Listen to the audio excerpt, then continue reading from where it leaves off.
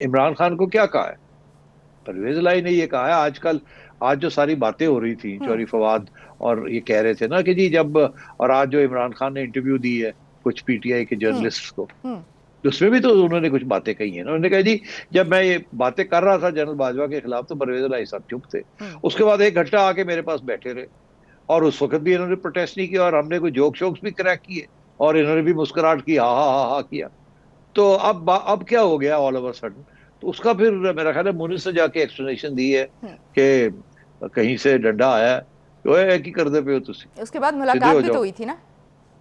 हाँ, तो वो मेरा ख्याल है फिर उसके बाद परवेज लाई ने भी ये कहा कि मैं की करदा, डंडा आया तो मैं, तो तुम्हें पता है बिगिनिंग टू एंड, आज कल परसों जो हो गुजर गया, जो आने वाला है जो है, हम्म। हम तो उनके लोग हैं, हम तो उनके साथ खड़े हैं, जो हमें कहेंगे हम करेंगे। मेरी चिड़िया की ये खबर है कि जब ये सब कुछ हो रहा था, और तो वो उस वक्त भी परवेज लाई साहब बड़े मतलब कॉन्फिडेंट थे।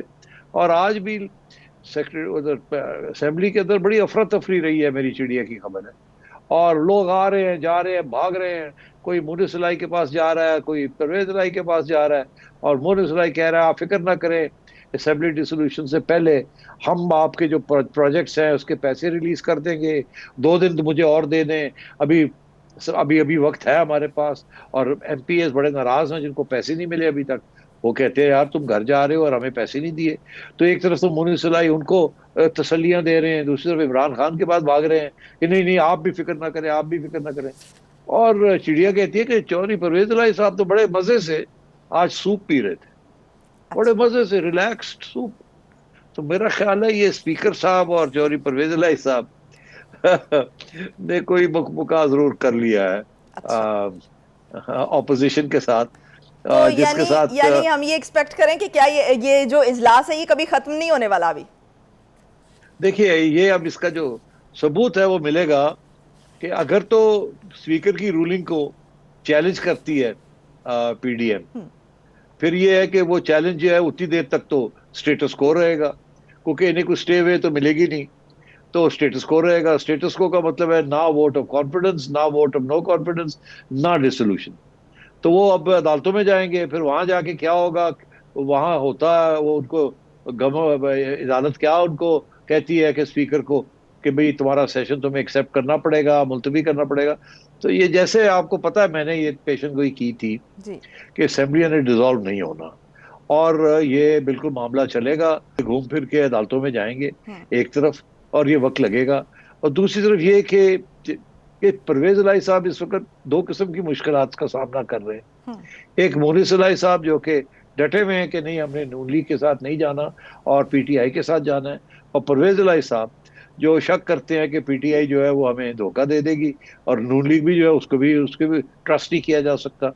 तो बेहतर यही है कि इसको सिचुएशन को बरकरार रखा जाए, फिर आगे जाके देखते हैं कोई रास्ता निकलता है कि नहीं निकलता। क्योंकि जैसे हमने कल डिस्कस किया था, अभी तक तो वो जो कमेटी बननी थी जिसमें सीट एलोकेशन होनी थी, 25 सीटें कौन सी सीटें वगैरह वगैरह, वो तो अभी तक हुआ ही नहीं। वो तो मामला अपनी जगह पे है, और परवेज लाई साहब ने पहले दिन कह दिया था कि जब तक वो मामला तय नहीं होता हमें एश्योरेंस नहीं मिलती कितनी सीटें मिलेंगी, कौन सी सीटें मिलेंगी अगली इलेक्शन में, और हमारी क्या हैसियत होगी एज अ पार्टनर, तो मैं तो डिसॉल्व नहीं करूंगा। हम्म। तो वो भी डटे हुए हैं, और मुनी सलाई साहब कभी इधर भागते हैं कभी उधर भागते हैं। आज और भी इमरान उधर खान से मिलने पहुंचे हुए थे और उसके बाद जो है तस्वीर भी जारी की और ट्वीट की, और कहा कि जो है वो हम तो इमरान खान के साथ खड़े हैं। जी हाँ बिल्कुल ऐसे ही है। तो अच्छी खासी अफरा तफरी पड़ी हुई है वहाँ एमपीएस को, मगर चौधरी साहब परवेज लाई साहब बड़े कॉन्फिडेंट हैं कि मामला जो है ना मैंने हैंडल कर लिया है। और देखिए पीडीएम का भी तो यही मौकफ है ना कि हम डिसोल्यूशन ना हो। तो हम्म। अगर डिसोल्यूशन चौधरी परवेज लाई भी नहीं चाहता, पीडीएम भी नहीं चाहती, हम्म। तो फिर ये मौका हो सकता है जो मैं नजर आ रहा है मुझे कि कुछ ऐसी बात चल रही है। अच्छा सेठी साहब, ये भी खबरें हैं कि जो चौधरी शुजात हैं और आसिफ जरदारी हैं, इनके दरमियान जो मुलाकात हुई है उसमें अदम एतमाद या एतमाद का वोट दोनों की सूरत में उन्होंने कहा है कि सीएम हमारा ही होगा, यानी कि हमारा का लफ्ज़ इस्तेमाल किया गया है। तो क्या वो सीएम जो है वो परवेज़ इलाही हो सकते हैं या कोई और नाम भी हो सकता है जिस पर इन्होंने इत्तेफाक राय किया हो? और क्या वो देखिए यही तो परवेज, परवेज़ इलाही की उसमें कंसेंसस शामिल है?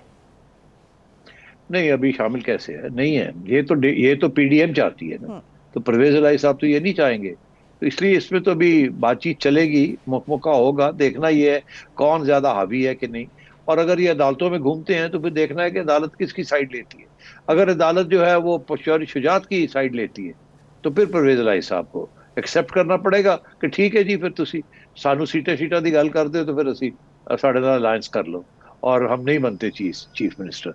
मगर अगर चौधरी परवेज इलाही का मौकफ और स्पीकर का मौकफ हावी हो जाता है तो फिर दूसरों को देखना पड़ेगा कि क्या वो ऑफर करने के लिए तैयार है कि नहीं, क्योंकि एक वक्त तो तैयार थे कि इलेक्शन तक चौधरी परवेज इलाही चीफ मिनिस्टर रहे। तो ये अभी गेम चलेगी। अच्छा सेठी साहब, ये तो अगर ये इजलास जारी रहता है, ये उस वक्त की सूरत हाल है, लेकिन अगर इजलास ये ख़त्म हो जाता है और अगला इजलास बुला लिया जाता है तो नंबर गेम बड़ी इंपॉर्टेंट हो जाएगी। और इस वक्त जो क्लेम किया जा रहा है, जो दावा किया जा रहा है, पीटीआई के लोग जो हैं वो दावा कर रहे हैं कि हमारे साथ नून लीग के कुछ लोग राबते में हैं, और नून लीग ये दावा कर रही है कि पीटीआई के कुछ अरकान हमारे साथ राबते में है। और इनमें से अगर कोई जब वोटिंग की बारी आएगी तो अगर इनमें से कोई गैर हाजिर होता है तो और वो पार्टी या फिर दूसरी सूरत में वो पार्टी पॉलिसी के खिलाफ वोट करता है तो क्या सूरत हाल होगी? फिर तो देखिए ना, वो तो कानून बड़ा क्लियर है कि इस किस्म की सूरत हाल में जब वोट ऑफ कॉन्फिडेंस या वोट ऑफ नो कॉन्फिडेंस हो रहा हो, तो अगर कोई बंदा पार्टी की जो हिदायत है उसको ना माने, उसके ऑर्डर्स ना माने, तो वो फिर पार्टी उसको डिसीट कर सकती है जी। एज अ, ये तो पार्टी के ऊपर पड़ेगा। तो अगर ऐसी सूरत हाल होती है तो फिर जो लोग नहीं आएंगे वो दे कैन बी डिसीटेड। सवाल यहाँ ये आएगा कि कौन डिसीट करेगा, चौधरी परवेज इलाही करेगा या चौधरी शुजात करेंगे, और वापस फिर आप अदालतों में घूमेंगे। वो जो जो मैंने आपसे कहा कि उस स्टेज पे भी आपको पता ही है, ऑलरेडी एक फैसला है कि पार्लियामेंट्री लीडर जो है वो फैसले करता है, जी। और दूसरी तरफ एक इमरान खान के केस में एक ये भी फैसला है कि पार्टी हेड करता है। तो अब आल्दो अदालत ने तो पार्टी पार्लियामेंट्री हेड को अहमियत दी है, मगर अपील में ये ओवरटर्न भी हो सकती है। और दूसरी बात ये कि वो सूरत हाल क्या होगी कि अगर ये 10 के 10 लोग जो है पीटीआई के काफली पीएमएलक्यू के। के काफली के ये कहते हैं जी कि हमारा पार्टी हेड चौधरी शुजात है तो हम तो उसकी तरफ जा रहे हैं, हम तो उसकी बात मानेंगे, तो फिर क्या होगा? तो ये मैंने कहा ना, ये सारी बातें अदालतों में घूमेंगे सारे, और जब तक अदालतों में घूमेंगे असेंबली डिसॉल्व नहीं होनी, जो कि पीडीएम का मकसद है।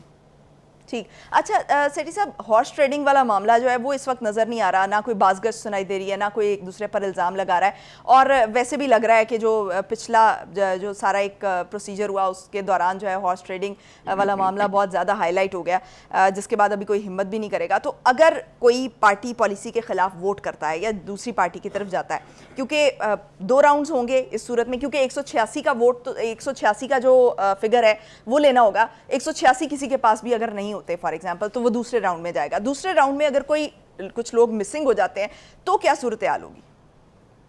देखिए, अगर तो वो नून लीग के पीडीएम के लोग मिसिंग हो जाते हैं तो फिर तो पीडीएम हार जाएगी। अगर इनके लोग मिसिंग हो जाते हैं पीटीआई के, तो फिर यही होगा कि पीडीएम जीतेगी, मगर अदालतों में घूमेंगे आप कि वो और उनको फिर सेक्रीफाइस करनी पड़ेगी। सेक्रीफाइस से मुराद ये है कि जो लोग फिर नहीं आएंगे उनको पता होगा कि हम फारग हो रहे हैं फ्रॉम असेंबली, हमारा वोट काउंट नहीं हो रहा। तो अगर वोट काउंट नहीं होगा तो फिर गिनती कैसे पूरी होगी? तो